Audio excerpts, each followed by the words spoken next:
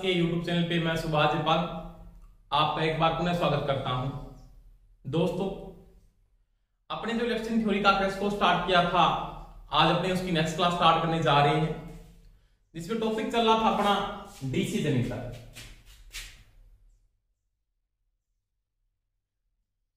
DC जनित्र के बारे में दोस्तों क्या कर रहे थे, बात कर रहे थे, और डीसी जनरेटर के क्या पढ़ रहे थे, भाग पढ़ रहे थे, यानी पार्ट ऑफ डीसी जनरेटर, यानी डीसी जनरेटर के भाग।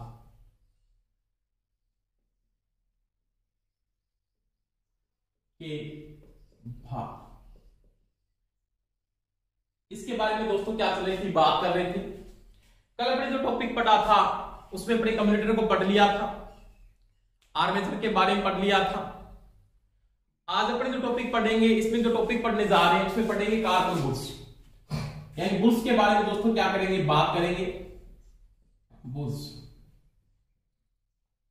देखो अपने जो टॉपिक चला उसमें पढ़ेंगे अपने बुश, यानी बुश का पहली बात है कार्य क्या है, उसके बारे में दोस्तों मैं क्या करता हूं, बात करता हूं ये बुश का कार्य क्या है, यानी इसका वर्क क्या है, कार्य। आपने कल क्या पढ़ा था, कम्युटेटर के बारे में पढ़ा था। कम्युटेटर का काम क्या था कि जो सप्लाई डीसी जनरेटर में कम्युटेटर का काम क्या था, मैंने बताया डीसी मशीन में कम्युटेटर का काम अलग अलग है, डीसी मोटर में उसका अलग काम है, और डीसी जनरेटर में उसका कार्य क्या अलग है। तो डीसी जनरेटर में उसका कार्य क्या था कि जो आर्मेचर वाइंडिंग में एसी धारा पैदा हो रही है उसको क्या करना, डीसी में कन्वर्ट करना। अब वो डीसी धारा यानी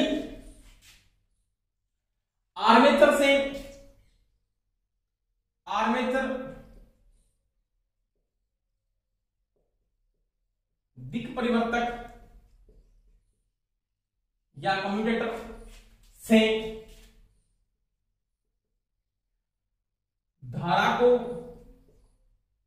संग्रहित करता है, संग्रहित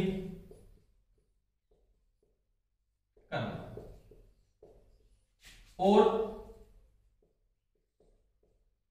परिपथ या भार को आउटपुट प्रदान करना। यानी कार्बन बुश का काम क्या होगा कि जो मेरे पास क्या है, कम्यूटेटर है, कम्यूटेटर पे डीसी धारा आएगी, उस धारा को संग्रहित करके वहां से आगे परिपथ के अंदर क्या करना, भेजना। ये जो कार्बन बुश बना होता है वो किस आकृति का होता है, यानी कैसे बनाया जाता है, आयताकार आकृति से बनाया जाता है, आयताकार आकृति का बना होता है। यानी बुश का काम क्या होगा कि जो आर्मेचर वाइंडिंग के इलेक्ट्रोमोटिव फोर्स होगा वो आपने किस पे आगे, कम्यूटेटर पे आगे कनेक्शन के द्वारा। अब कम्यूटेटर से अपने को, कम्यूटेटर क्या है, घूमने वाला पार्ट है, उससे अपने को क्या करना है, करंट को क्या निकालना है, बाहर निकालना है। जो इलेक्ट्रोमोटिव फोर्स हुआ वो सर्किट के पास भेजने के लिए, वहां से जो इलेक्ट्रोमोटिव फोर्स या करंट को संग्रहित करने के लिए किसका उपयोग करेंगे, अपने किसका उपयोग करते हैं, बुश का उपयोग करते हैं। किसका उपयोग करते हैं, बुश का उपयोग किया जाता है। अब देखो ये बुश किस आकृति का बनाया जाता है, तो ये दोस्तों किस आकृति का होता है, ये आयताकार आकृति का बना होता है। देखो इस प्रकार से बुश बना होता है कि बुश की जो आकृति होती है वो किस प्रकार से बना होता है, तो वो आयताकार आकृति से क्या करते हैं, बनाते हैं। यानी बुश जो बना होता है वो इस प्रकार से बना होता है।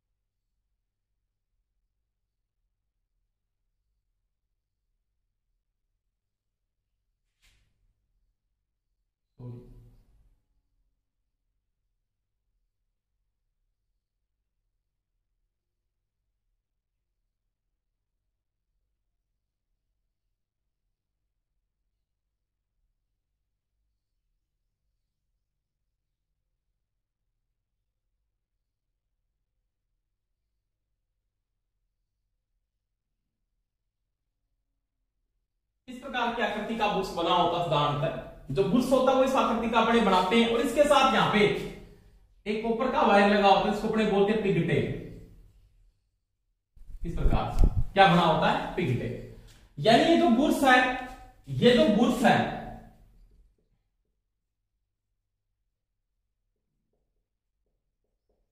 ये आयताकार आकृति का बना होता है और ये इसके साथ क्या लगी होती है, पिगटेल। पिगटेल यानी सूअर की पूंछ की आकृति की क्या होता है, कॉपर का वायर होता है। क्या होता है, कॉपर का तार होता है। और इसका संपर्क किसके साथ होगा, आगे अपने क्या करेंगे, आगे जो अपने कनेक्शन कर रहे हैं, कनेक्शन का जो संयोजन होगा वो किसके साथ होगा, पिगटेल के साथ। अब ये क्या करेगा, ये जो बुर्स है जो कम्युनिकेटर पे धारा एक्टिव हो रही है उसको आगे क्या करेगा, परिपथ के पास संग्रहित करके परिपथ के पास क्या करता है, भेजता है। तो ये जो बुर्स है वो किसका बना होता है, ये कार्बन का भी बना होता है। जो नॉर्मल बात ज्यादा अपने जो बुर्स को यूज करते हैं वो किसका बना होता है, कार्बन का बना होता है। किसका बना होता है, कार्बन बुर्स। ये छोटी मशीनें नॉर्मल जो बुर्स होता है वो किसका बना होता है, कार्बन का ही बना होता है। कि करंट का मान अपने ज्यादा नहीं रखते, वोल्टेज का मान ज्यादा रखते हैं, वेव वाइंडिंग ज्यादा की जाती है। तो बुर्स नॉर्मली जो अपने यूज करते हैं वो किसका बना होता है, कार्बन का बना होता है। अधिकतर जो बुर्सों की संख्या होती है वो 2 होती है। अगर आपकी वाइंडिंग चेंज हो रही है, जैसे लेफ्ट वाइंडिंग में बुर्सों की संख्या बढ़ती है, वो अपने आगे बात करेंगे। तो मेरे पास जो बुर्स है वो किसका हो सकता है, कार्बन का बुर्स हो सकता है। अब कार्बन में कई बार क्या होता है कि कार्बन का जो बुर्स बनाते हैं उसमें क्या करते हैं, ग्रेफाइट का मिश्रण किया जाता है कई बार, ग्रेफाइट। और ये प्रश्न कई बार पूछ चुका है कि बुर्स, कार्बन के बुर्स में ग्रेफाइट की मात्रा क्यों बनाई जाती है। तो ग्रेफाइट जो होता है वो चिकना होता है बिल्कुल। ग्रेफाइट देखा आपने, जो पेंसिल की नोक होती है वो किसकी बनी होती है, ग्रेफाइट। ग्रेफाइट एक प्रकार का क्या चालक है। तो ये किसके रूप में काम आता है, वहां पे सनहेक के रूप में काम आता है। किसके रूप में दोस्तों काम आता है, सनहेक का काम करता है। किसका काम करता है, सनहेक का। यानी कार्बन बुर्स के अंदर ग्रेफाइट क्यों मिलाया जाता है, तो ग्रेफाइट मिलाने का रीजन ये होता है कि कार्बन में जो सनहेक का काम कौन करता है, वो ग्रेफाइट करता है। और घर्षण गुणांक को कम करने के लिए, यानी घर्षण गुणांक को कम करने के लिए, जैसे नॉर्मल घर्षण गुणांक का जो मान आपको कम करने के लिए आप किसकी मात्रा को यूज करोगे, तो घर्षण गुणांक का मान आप कम करने के लिए किसका उपयोग करोगे, तो वो आप जो उपयोग करते हो वो किसका उपयोग करते हो, ग्रेफाइट का उपयोग करते हो। अब देखो नॉर्मली जो घर्षण गुणांक का मान होता है ना, घर्षण गुणांक का मान, घर्षण गुणांक ये कितना घर्षण गुणांक है, तो वो नॉर्मली तो आपके पास होना चाहिए 0.22 कम से कम, लगभग 0.22 लिखा जाता है, 0.22 से 0.27। यानी घर्षण गुणांक की जो वैल्यू है वो 0.22 से कितनी होनी चाहिए, 0.27 के बीच होनी चाहिए। परंतु नॉर्मली ज्यादा जो यूज करते हैं वो 0.22 का अपने यूज करते हैं कि घर्षण गुणांक का मान कम से कम आप यूज करो। दूसरी बात, आप बुर्स किसका बना सकते हो, कार्बन का बुर्स आपने मान लिया यूज किया, अपने कार्बन का बुर्स आप यूज कर सकते हो। आप यहाँ पे कॉपर का बुर्स यानी तांबे का बुर्स भी हो सकता है। जो धारा का मान ज्यादा है तो बुर्स किसका यूज करोगे, कॉपर का भी हो सकता है। किसका हो सकता है, कॉपर का, कॉपर का बुर्स हो सकता है। दूसरी बात ये किसका हो सकता है, कार्बन के बाद किसकी बात कर सकता हूं, मृदु ग्रेफाइट, मृदु ग्रेफाइट का बनाते हैं। यानी आप मृदु ग्रेफाइट का भी कार्बन बुर्स बना सकते हो और किसका बना सकते हो, आप विद्युत ग्रेफाइट का भी बना सकते हो, विद्युत ग्रेफाइट। तो बुर्स में नॉर्मली अपने इसको बोलते हैं मेटल बुर्स भी कहा जाता है, मेटल कार्बन बुर्स भी बोलते हैं इसको।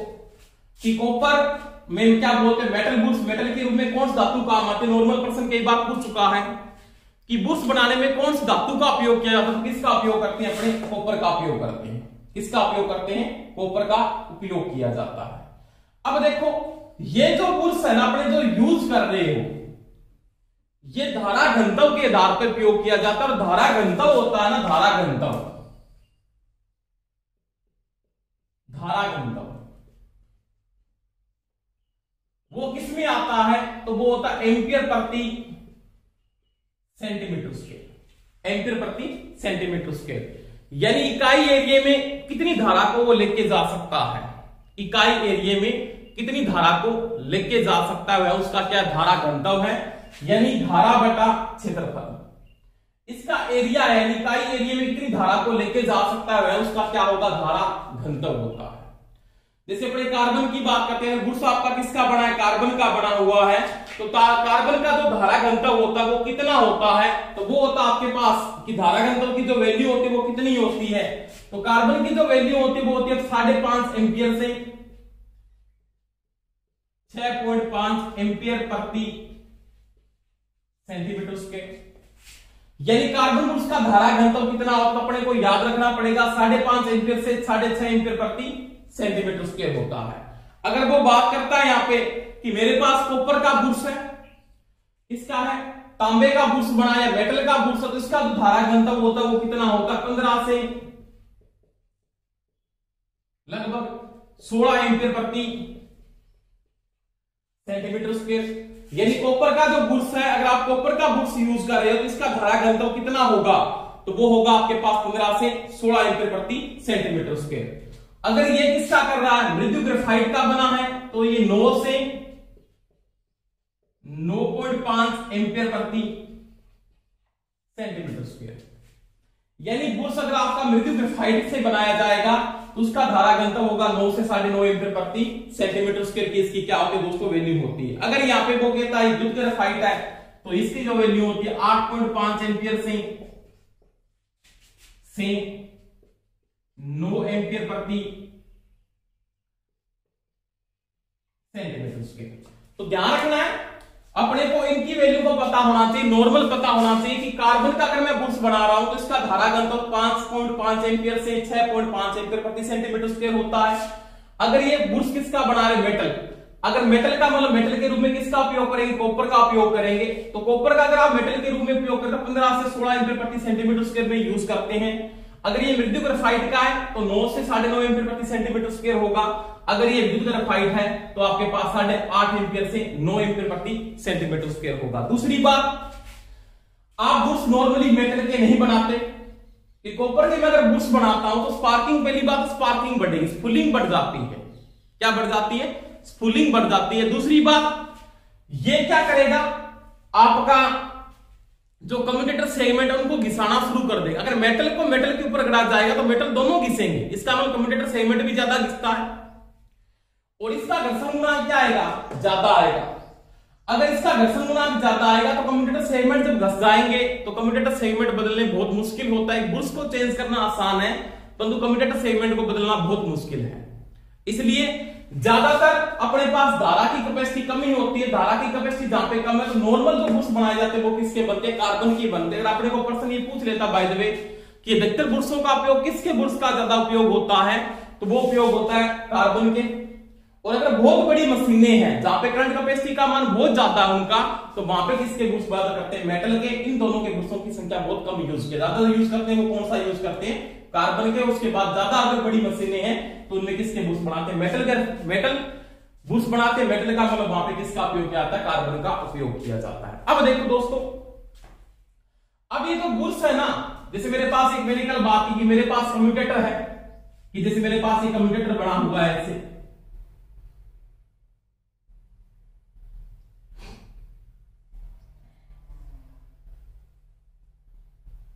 इसमें ऐसे क्या करते हैं, ये इसके सेगमेंट है,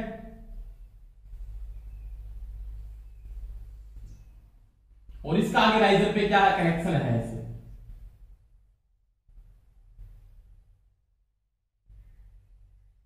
इस प्रकार से जैसे मैंने इसको ऐसे जोड़ रखा है यहां पे,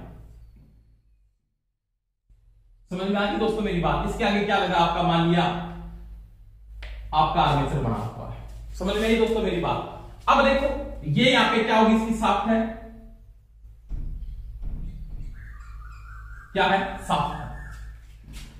अब मेरे पास यहां पे अगर ये कार्बन बुर्श को मैं यहां पे यूज करता हूं इसके ऊपर ऐसे, इस प्रकार से अधिकतर कार्बन बुर्शों की संख्या आपके पास क्या होती है, 2 ही होती है। ज्यादातर कार्बन बुर्शों की संख्या क्या होती है, 2 में से वाइंडिंग के आधार पे कार्बन बुर्शों को आप क्या करते हैं, यूज करते हैं। अब देखो, अब यहां पे सेगमेंटों के साथ, इसके साथ यहां पे प्रेशर क्रिएट करवाना पड़ेगा, आपको दबाव देना पड़ता है। क्या करना पड़ता है, दबाव। दबाव देने के लिए क्या करेंगे, इसके ऊपर प्रेशर क्रिएट करवाना। आपको प्रेशर क्रिएट करवाने के लिए आपको क्या लगाना पड़ेगा, यहां पे स्प्रिंग लगाना पड़ता है। जैसे एक स्प्रिंग बना होता है ऐसे, इसके ऊपर मैंने जैसे प्रेशर क्रिएट करवाना है, तो यहाँ पे इसके साथ में एक स्प्रिंग को लगा दूंगा, ऐसे पत्ती के रूप में एक स्प्रिंग बना होता है, ऐसे प्रेशर क्रिएट करवाते हैं। जैसे अपने देखते हैं ना गाड़ी आता है ना बच्चों वाली खेलने वाली सब भी भरने वाली, उसमें स्टील का स्प्रिंग बनाते हैं, इस प्रकार से स्टील की पत्ती होती है, उसी प्रकार से इसमें यूज होता है। स्टील की पत्ती के रूप में स्प्रिंग को बनाया जाता है, वो यहाँ पे प्रेशर को क्रिएट करवाता है। इसके ऊपर प्रेशर क्रिएट करता है, किसके ऊपर लगता है वो, ये लगता है किसके ऊपर, बाद में कम्यूटेटर सेगमेंट के ऊपर। तो मेरे को यहाँ पे प्रेशर क्रिएट करवाना है, यानी क्या करवाना, दबाव, यानी स्प्रिंग का दबाव, तभी ये इसके ऊपर रुकेगा। स्प्रिंग का प्रेशर क्रिएट करवाना है, तो यहाँ पे जो स्प्रिंग का प्रेशर है या कार्बन गुड्स पे जो दबाव है वो कितना होना चाहिए, उसकी वैल्यू पता होनी चाहिए आपको। पहली बात तो ये कि कार्बन गुड्स पे आपका प्रेशर कितना होना चाहिए, उसकी वैल्यू को पूछ सकता है कि ज्यादा वैल्यू होगी तो आपका घर्षण गुणांक क्या होगा दोस्तों, बढ़ जाएगा, कि घर्षण गुणांक का मान अगर ज्यादा आएगा तो उसमें कारण मेरे क्या होगी, वहां पे समस्या हो सकती है। तो वही बात है, इसका जो नॉर्मली अपने जो दबाव यूज होता है ना वो कितना होता है, तो वो होता है स्प्रिंग का दबाव, स्प्रिंग का दबाव ये दोस्तों 0.22 से 0.4 है। ये थोड़ा ध्यान रख लेना कि घर्षण गुणांक की जो वैल्यू आती है, घर्षण गुणांक का जो मान है ना,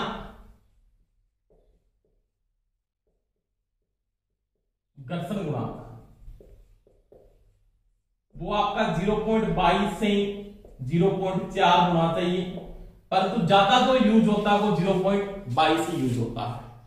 तो घर्षण गुणांक का जो मान है वो 0.22 से 0.4 होना चाहिए। और स्प्रिंग का जो दबाव है ना, स्प्रिंग का प्रेशर या दबाव वो होता है 0.22 से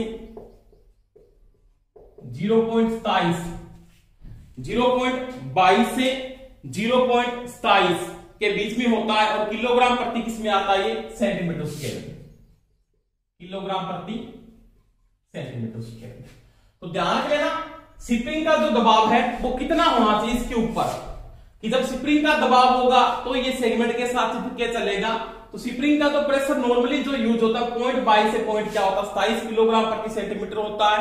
और इस घर्षण गुणांक का मान नॉर्मली कितना होना चाहिए, अधिकतर जो यूज होता है वो 22 होता है, 0.22 ही होना चाहिए घर्षण गुणांक का मान, तो 0.4 ज्यादा हो जाता है। नॉर्मली 0.22 से 0.4 के बीच में घर्षण गुणांक की वैल्यू होनी चाहिए। समझ में आई दोस्तों मेरी बात। तो ये है कार्बन बुश। अगर मैं बुश में ज्यादा किसका उपयोग करता हूं, कार्बन का। कई बार प्रश्न यही पूछ लेता है कि बुश के रूप में आप ज्यादा कार्बन का उपयोग क्यों करते हो, उसका रीजन क्या है, उसका लाभ क्या है।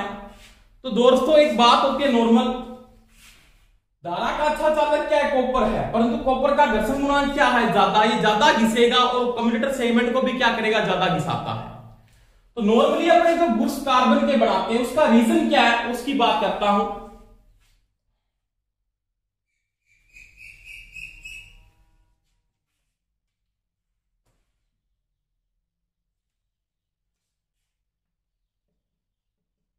कार्बन बुश का लाभ या इसके लाभ क्या है, इसके एडवांटेज क्या है, ज्यादा इसके क्या एडवांटेज है। पहली बात तो ये है कि कार्बन बुश होता है वो खुद घिसता है, पहली बात। एक नंबर अगर मैं यहां पे बात करता हूं तो कार्बन बुश समय घिसता है,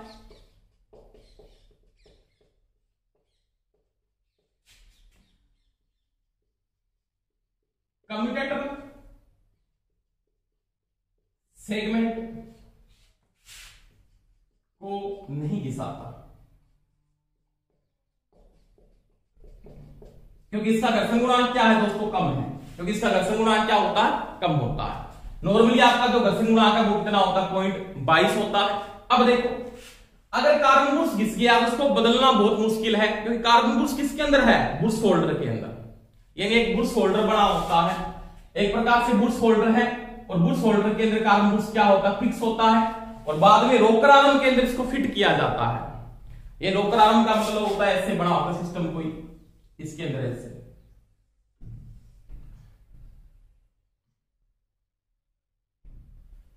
इस प्रकार से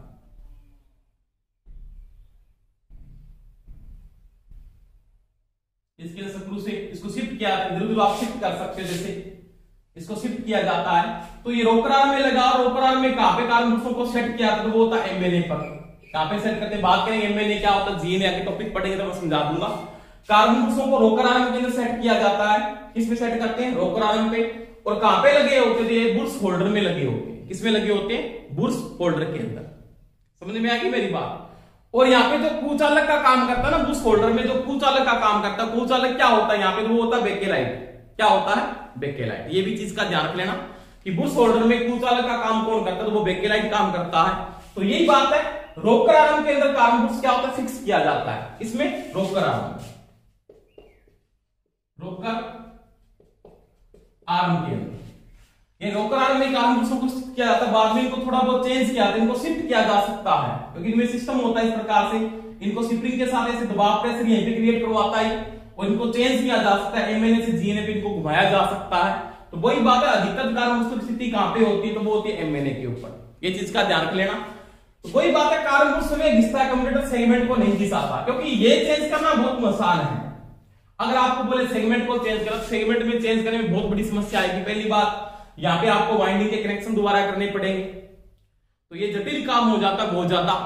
और इससे अच्छा ये होता है कि आप सेगमेंट को चेंज ना करके किसको चेंज करते हैं, आप नया आर्मेचर डालते हैं। ज्यादातर क्या होता है कि आप बुर्स कार्बन किस लिए बनाते हो कि ये कम घिसता है, ये समय घिस जाता है, परंतु कम्यूटेटर सेगमेंट को नहीं घिसाता। दूसरी बात,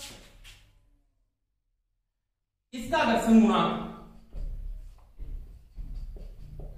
घर्षण गुणांक क्या होता है, यानी इसका जो घर्षण गुणांक की जो वैल्यू आ रही है, वो नॉर्मल घर्षण गुणांक की वैल्यू क्या रखी जाती है, 0.22 रखी जाती है। कितनी रखते हैं, 0.22 रखी जाती है। यानी इसकी घर्षण गुणांक की जो वैल्यू है वो 0.22 रखी जाती है, तो उसका मान क्या होता है, न्यूमन होता है। दूसरी बात 3 नंबर में अगर यहाँ पे बात करता हूं, तो बुर्स को बदलना आसान है। इसका एक डिसएडवांटेज एंड एडवांटेज भी है, इसका क्या एक हानि भी है। अगर मैं बात करता हूं कार्बन बुर्स की, तो हानि भी है क्या, कि कार्बन क्या है, अर्धचालक है। कार्बन क्या है, एक सेमीकंडक्टर डिवाइस है, और अर्धचालक होने के कारण इसका रेजिस्टेंस क्या होता है, उच्च प्रतिरोध होता है। इसका क्या होता है, उच्च रेजिस्टेंस। परंतु आपने पढ़ा है दोस्तों कि जब कार्बन बुर्स कम्यूटेटर सेगमेंट के साथ क्या करेगा, घर्षण करेगा, तो घर्षण करेगा तो ये क्या होगा, हीटेड होगा।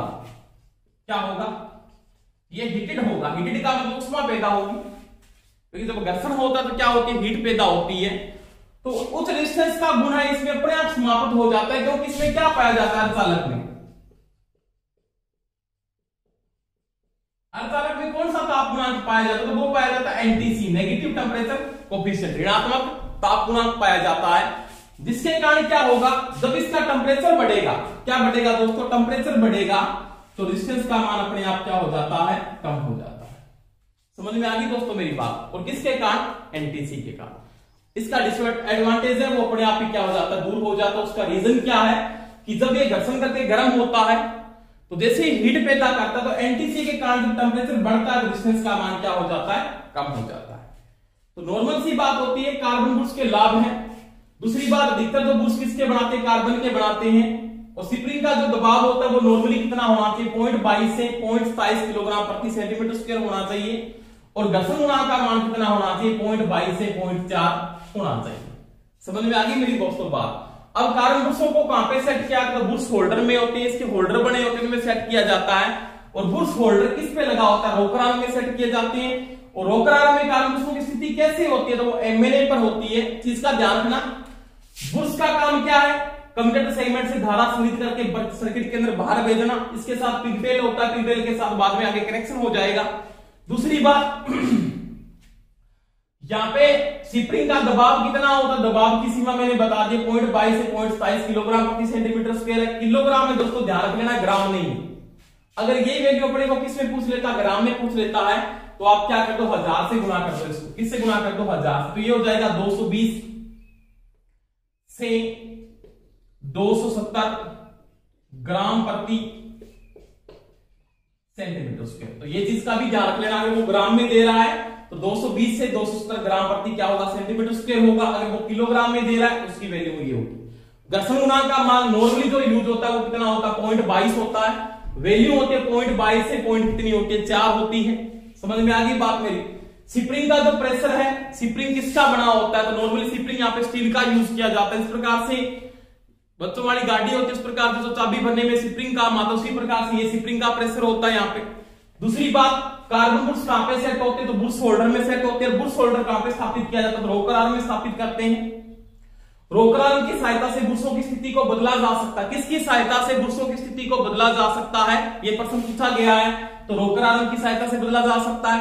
रोकर आर्म में कार्बन बुश की स्थिति किसके ऊपर होती है, तो एमएनए पर होती है। किस पे होती है, एमएनए पे होती है। दूसरी बात, बुश आप कार्बन के क्यों यूज करते हैं, जिसके कई लाभ मैंने यहाँ पे बता दिए हैं। दूसरी बात, बुश में एक हानि भी है क्या, तो डिस्टेंस का, परंतु ये दोष भी क्या होता है, दूर हो जाता है। रीजन क्या है, एनटीसी के कारण, कि जब इसमें टेम्परेचर बढ़ता है डिस्टेंस का मान कम हो जाता है, क्योंकि अर्धचालक में क्या पाया जाता है, एनटीसी पाया जाता है। तो ये दोस्तों मैंने किसकी बात की थी, बुश की बात, किसकी बात की थी, बुश की बात। इसके बाद देखो,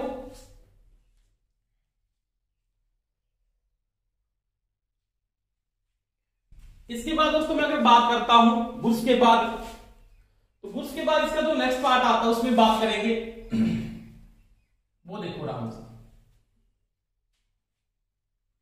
ये थोड़ा मैंने गलती से यहां पे लिख दिया था, पहले पॉइंट्स था, इसको सही कर लेना, पॉइंट 4 है।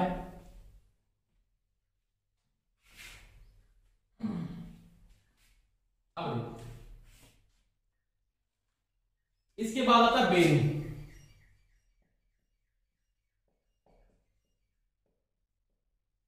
इसकी बात करेंगे बेरिंग, यानी आर्मेचर है। आर्मेचर के अंदर क्या होते हैं, शाफ्ट। शाफ्ट सभी ने सुना होगा, शाफ्ट। जनरेटर के एंड कवर और फ्रंट कवर। एंड का मतलब एंड कवर और फ्रंट कवर।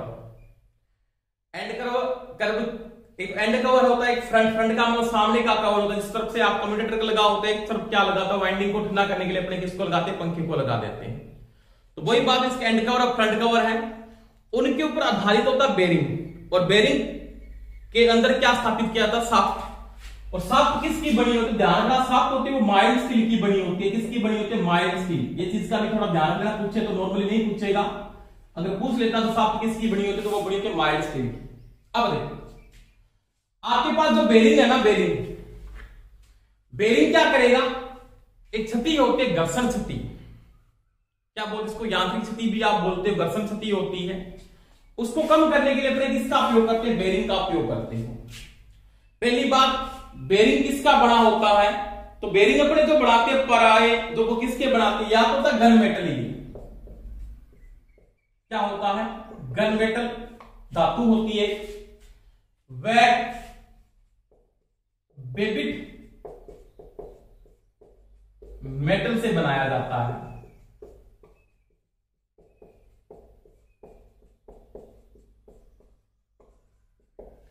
यानी जो आपके पास बेरिंग होता है वो किससे बनता है, तो बेरिंग जो आप बनाते हो वो या तो गन मेटल से बनाते हो या बेबिट मेटल से बनाया जाता है।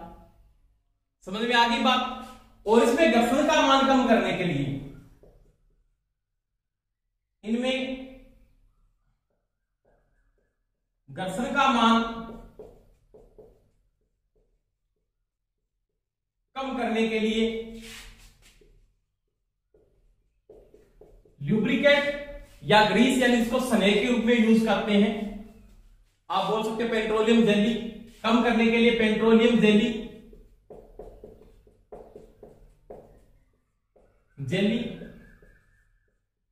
जिसको साधारण भाषा में अपने क्या कहते हैं, ग्रीस कहते हो आप नॉर्मली। पेट्रोलियम जेली या ग्रीस का उपयोग किया जाता है, उपयोग करते हैं, ये चीज का ध्यान रख लेना।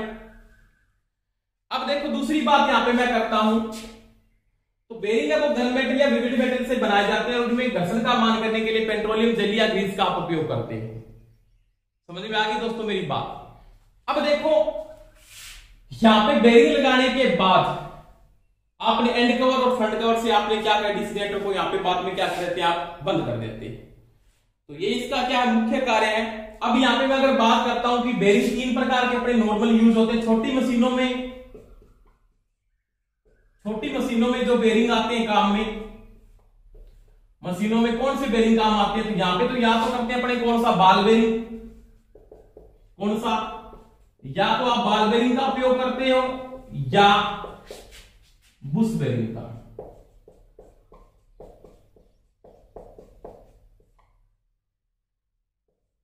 किसका उपयोग करते हो? बुश बेरिंग का। परंतु ये बड़ी मशीनें हैं, जो मशीनें क्या है? बड़ी मशीनें, उनमें जो बेरिंग काम आता है वो कौन सा बेरिंग काम आता है? तो वहां पे रोलर बेरिंग का उपयोग किया था। रोलर का मतलब रोलाकार आकृति का होता है, देखा होगा सभी ने। रोलर बेरिंग का उपयोग करते हैं। किसका? रोलर बेरिंग का उपयोग किया जाता है। तो ये किसकी बात की दोस्तों? मैंने बेरिंग की बात की कि बेरिंग किसका बना होता है? नॉर्मल पूछ सकता है तो या तो वो घन मेटल धातु से बना होता है, विबिट मेटल से बनता है। साथ किससे बनती है? तो वो माइल्ड स्टील से बनाई जाती है। बेरिंगों में घर्षण का मान कम करने के लिए किसका उपयोग करते हैं? पेट्रोलियम जेली या किसका उपयोग किया जाता है? ग्रीस का किया जाता है। छोटी मशीनों में जो बेरिंग होता है वो बॉल बेरिंग या बुश बेरिंग का उपयोग करते हैं, और जो बड़ी मशीनों में किसका उपयोग किया जाता है? रोलर बेरिंग का उपयोग किया जाता है। इसके बाद देखो दोस्तों, बात करते हैं तो आपके पास जो डीसी का जनरेटर है ना, डीसी का जनरेटर,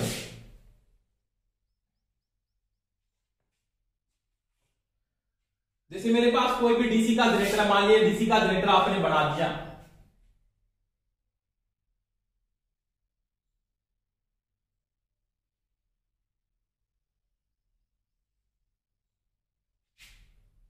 ये डीसी का जनरेटर है। इसकी बॉडी दोनों ओर से क्या ओपन है, इन दोनों की बॉडी को दोनों ओर से क्या करना है? बंद करना है, बंद करना है ऐसे, इस प्रकार से आपने बंद किया। इसके ऊपर मैं नॉर्मली समझा देता हूं। यहां पे एक आई बोल्ट लगा होता है। आई बोल्ट नाम सुना सभी? आई बोल्ट, ये जो आई बोल्ट है ये किससे बना होता है? तो ये भी माइल्ड स्टील से बना होता है। किससे बनता है? माइल्ड स्टील से। ये ध्यान रखना। काम क्या है? जनरेटर को शिफ्टिंग के लिए यूज किया। इसमें रोड डाल के इसको शिफ्ट करने के लिए इसका उपयोग आता है। नॉर्मली पूछेगा नहीं, पूछे तो ध्यान रखना, थोड़ी सी बात है कि डी जनरेटर को शिफ्टिंग के लिए आई बोल्ट का उपयोग करते हैं। वो किससे बनता है? माइल्ड स्टील से बनता है। कड़ा लगा होता है ऊपर, नॉर्मली उठाने के लिए जो यूज होता है, देखा होगा नॉर्मल आपने, मोटरों में, जनरेटरों में, अल्टरनेटर सभी में लगा होता है। अब देखो, इसमें एक होता है एंड कवर। अगर टॉपिक में बात करूं, एक होता है इसका एंड कवर, व फ्रंट कवर। एंड कवर क्या और फ्रंट कवर क्या है? देखो, एक और जिस ओर तो क्या होगा, ये जैसे मेरे पास जनरेटर यहां पे ऐसे बना हुआ है, ये इसकी साख्ता आगे मान लिया नॉर्मल ऐसे, ठीक है। अब देखो यहां पे क्या है, तो यहां पे मैंने किसको बना दिया? जैसे मेरे पास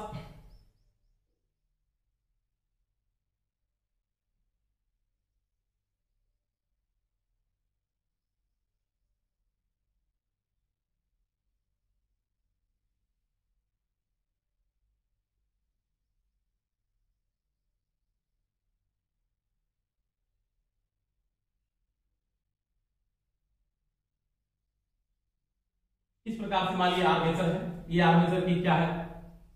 शॉर्टकट है, मान लिया इसे इस प्रकार से। और ये आपका क्या है? कम्यूटेटर है। समझ में आ गई मेरी बात?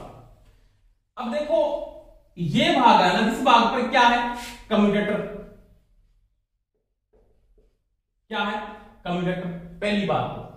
दूसरी बात, कम्यूटेटर होगा तो वहां पे क्या होगा? कार्बन बुश लगे होंगे। क्या लगे होंगे? कार्बन बुश लगे होंगे। और कार्बन बुश किस पे सेट होते हैं? रोकर आर्म पे। रोकर आर्म किस पे सेट होता है? तो वो या तो एंड कवर पे होगा या फ्रंट कवर पे। तो यहां पे क्या होता है? तो रोकर आर्म है ना, रोकर आर्म किस ओर होंगे? तो जिस ओर क्या होगा? कम्यूटेटर होगा, उसी ओर क्या होंगे? रोकर आर्म होंगे। समझ में आ गई मेरी बात? और जिस ओर रोकर आर्म होंगे उस ओर क्या होंगे? कार्बन बुश होंगे। कार्बन बुश और कार्बन बुश किसमें सेट होगा? तो वो बुश होल्डर होगा। क्या होगा? बुश होल्डर होगा। तो जिस ओर कम्यूटेटर, रोकर आर्म, कार्बन बुश या बुश होल्डर सेट रहते हैं तो वह कवर तो कहलाता है इसका फ्रंट कवर।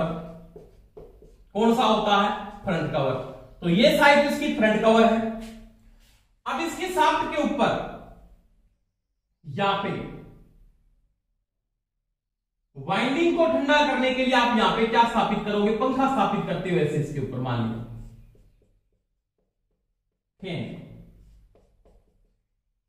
यहां पे स्थापित करते हो, तो वो उसका कौन सा कवर कहलाता है? तो वो कहलाता है एंड कवर।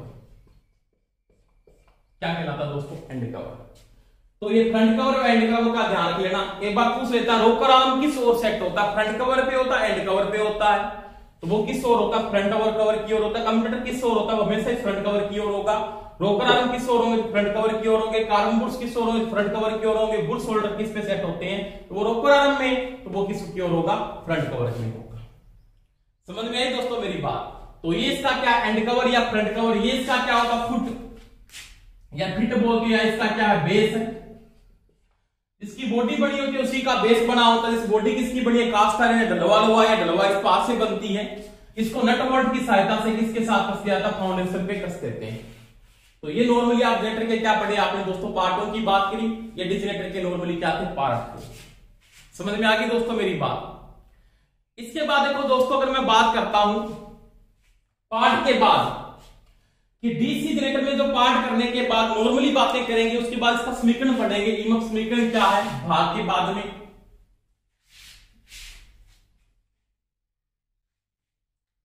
अब देखो इसके बाद अगर मैं बात करता हूं तो आर्मेचर वाइंडिंग। अभी अपने नॉर्मल बात करेंगे दोनों के बारे में, से वाइंडिंग टॉपिक में पूरा पढ़ेंगे इस कॉन्सेप्ट को। आर्मेचर वाइंडिंग, हिंदी में इसको वेस्टर्न भी कहा जाता है, लपेटन भी कहते हैं, एक ही बात है। आर्मेचर वाइंडिंग या वेस्टर्न। आर्मेचर में जो वाइंडिंग है वो दो प्रकार की यूज की जाती है। एक तो लेप करते हैं और एक कौन सी करते हैं, वेव। यानी आर्मेचर में जो वाइंडिंग है वो कितने प्रकार की वाइंडिंग यूज होती है, तो दो प्रकार की वाइंडिंग काम आती है। कौन कौन सी, एक तो दोस्तों कौन सी वाइंडिंग यूज करते हैं, एक तो करते हैं लेप वाइंडिंग। कौन सी, लेप वाइंडिंग। समझ में आ गई मेरी बात। और एक और कौन सी करते हैं, वेव वाइंडिंग।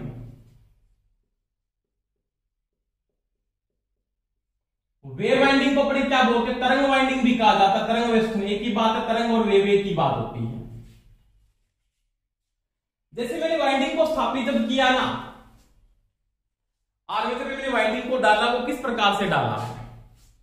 अगर मैं वाइंडिंग लेप की करता हूं तो लेप वाइंडिंग होगी ना, लेप वाइंडिंग। तो लेप वाइंडिंग का जो संयोजन होता है ना, लेप वाइंडिंग का जो संयोजन होता है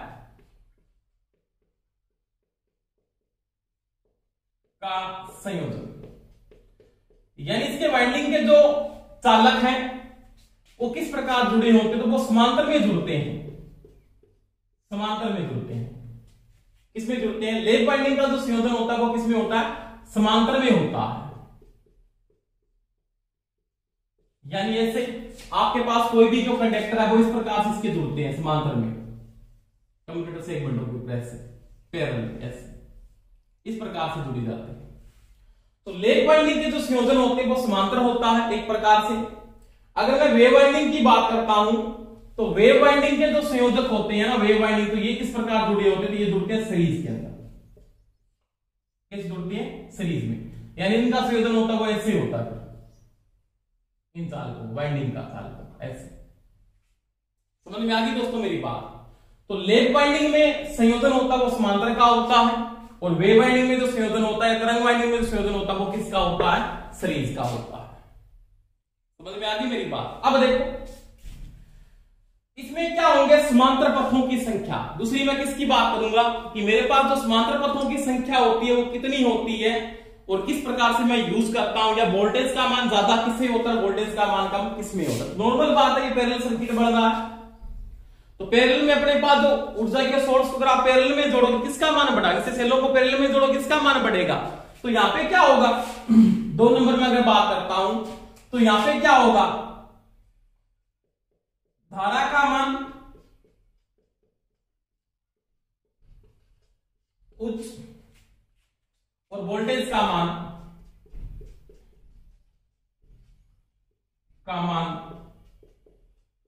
निम्न। क्या होता है, लो। यानी पैरेलल सर्किट के अंदर धारा का मान बढ़ेगा, वोल्टेज का मान क्या होगा, कम होगा। यानी अगर अपने को वाइंडिंग कौन सी करनी है, अगर आपको लेप की वाइंडिंग करनी है तो धारा का मान अपने को जहां पे ज्यादा जरूरत धारा की है तो वहां पे कौन सी वाइंडिंग स्थापित करेंगे, लेप की। और वोल्टेज का मान ज्यादा है तो किसका स्थापित करेंगे, वेव की।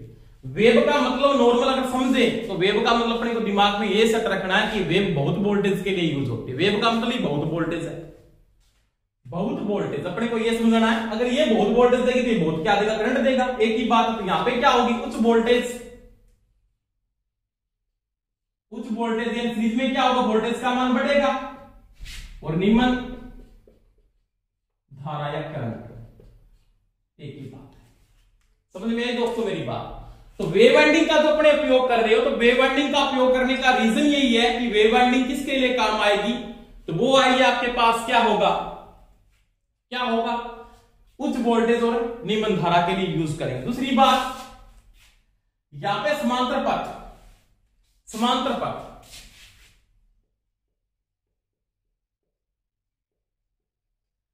जिसको अपने किससे लिखते हैं, ए से लिखा जाता है समांतर पथों की संख्या। तो समांतर पथ कितने बड़े, कितने पोल होंगे, कितने क्या होंगे, समांतर पथ होंगे, यानी क्या होंगे, P इंटू प्लेक्स। सिंपलेक्स, डुप्लेक्स, सिंपलेक्स के लिए 1 यूज होता है, डुप्लेक्स के लिए 2 यूज होता है, ट्रिप्लेक्स के लिए 3 यूज होता है, क्वाड्रुप्लेक्स के लिए 4 होता है। तो इसमें A बराबर क्या होता है, P इंटू प्लेक्स होता है, P इंटू प्लेक्स। कौन कौन से प्लेक्स, सिंपलेक्स कर रहे हैं, डुप्लेक्स कर रहे हैं, ट्रिप्लेक्स कर रहे हैं, क्वाड्रुप्लेक्स वाइंडिंग कर रहे हैं। आगे वाइंडिंग में बात पूरी समझाऊंगा, एक बार अपने कितना ही समझना है, समांतर पथों की संख्या, ये समांतर पथ कितने बने, तो यहाँ पे A बराबर क्या होता है, P होता है, या आप लिख सकते हो A बराबर P इंटू प्लेक्स। अगर डुप्लेक्स है तो 2 से गुणा करना पड़ेगा, ट्रिप्लेक्स है 3 से करना पड़ेगा, क्वाड्रुप्लेक्स है तो 4 से गुणा करना पड़ेगा, अगर वो सिंपलेक्स है तो 1 से गुणा करेगा। अब यहां पे क्या होता है, अगर मैं यहां पे बात करता हूं तो समांतर पथ यानी A बराबर होता है क्या, 2 इंटू प्लेक्स,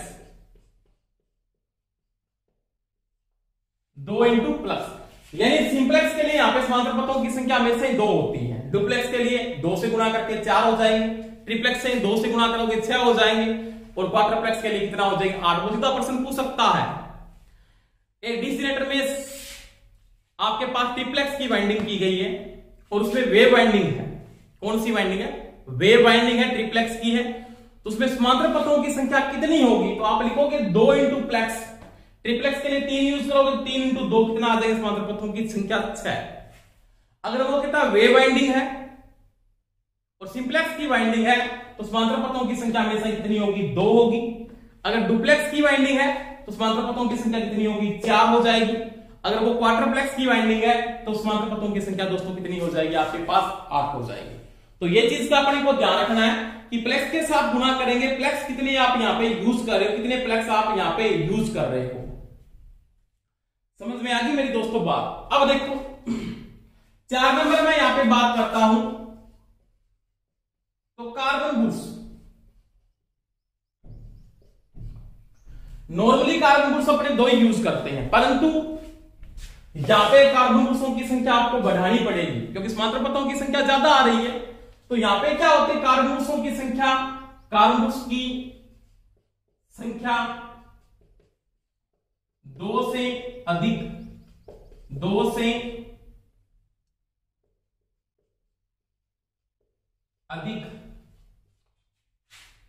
हो सकती है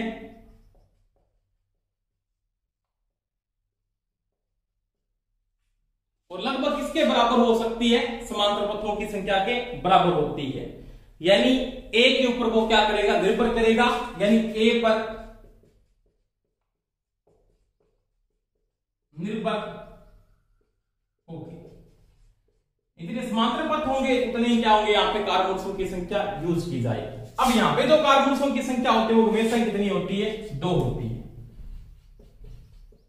कार्बन 2 ही होंगे।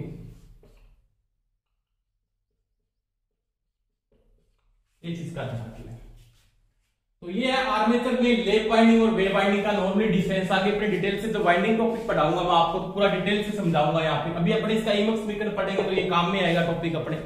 इसके बाद अगर ईएमएफ समीकरण अपने पढ़ेंगे तो ये टॉपिक अपने यहाँ पे क्या आएगा, काम आएगा।